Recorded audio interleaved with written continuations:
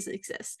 It's so that way armies, like even armies who think like, oh, I like can't afford like $1 song right now, but and I feel like there should be less shame about asking funny from fan bases because we have a lot and we want to give it to you, right?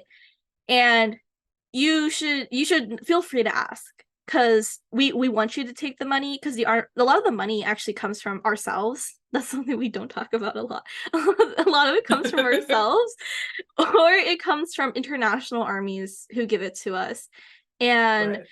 it or not give it to, but they donate it to us basically because we do like donation drives and everything, and we want people to use that money because we want people who and like sometimes people they think like, oh, it's like $1, I don't need to request it or anything, so I'm just not going to buy. But we want you to buy.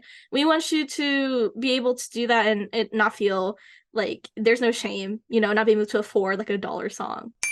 People were buying disabled seating without being disabled. Yes. And the second like layer to that is that the tickets themselves were not labeled ADA. They had WC was in it was like the section number WC. So people just assumed that was part of their section number. Like they Yeah. didn't realize that WC stood for wheelchair. Because how's anybody who's not using a wheelchair going to think of that, right?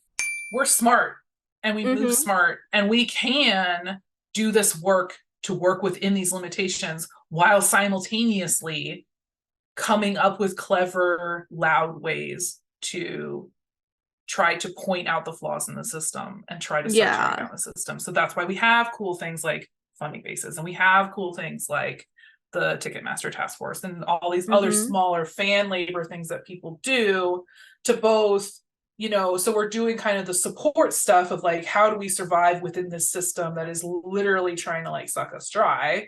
Yeah. And how do we start to like tear that system down? And I think that is maybe one of the coolest things about Army to me is like watching those two simultaneous things happen and like it being like a very real thing that is happening.